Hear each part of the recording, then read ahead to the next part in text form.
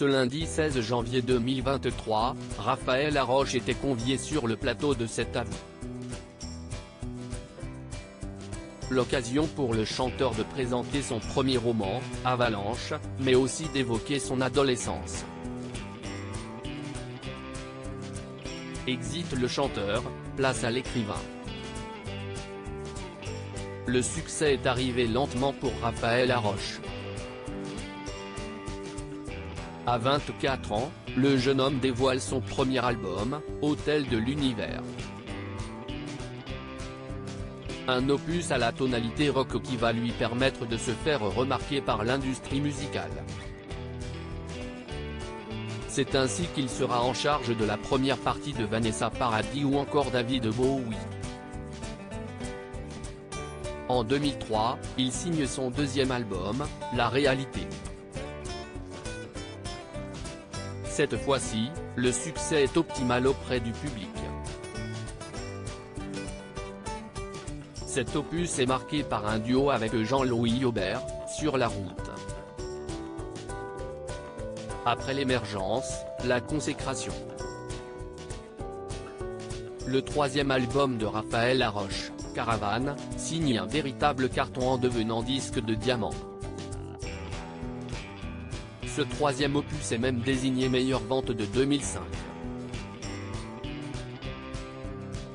Depuis, les chansons de l'artiste de 47 ans passent plus ou moins inaperçues.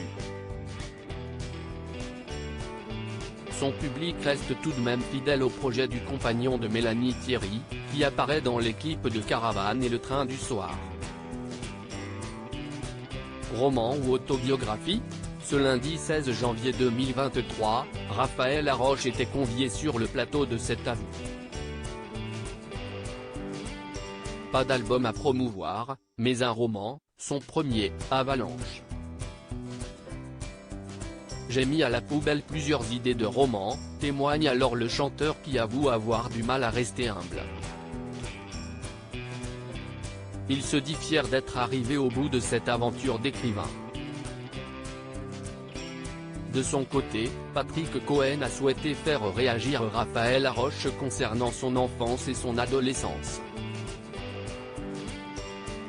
Sur ce sujet, pas de tabou pour Raphaël.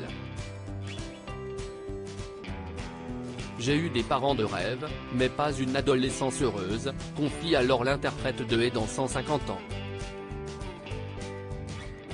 Faisant référence ensuite à son roman, le chanteur de 47 ans évoque avoir été heureux une fois adulte, en raison des libertés possibles à cet âge.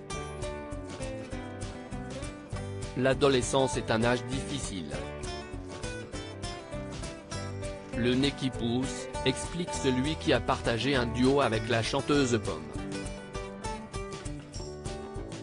Le chanteur peut être fier. Sur Instagram, Mélanie Thierry a félicité son compagnon. Une belle victoire pour Raphaël qui tente un nouveau défi, en tant qu'écrivain.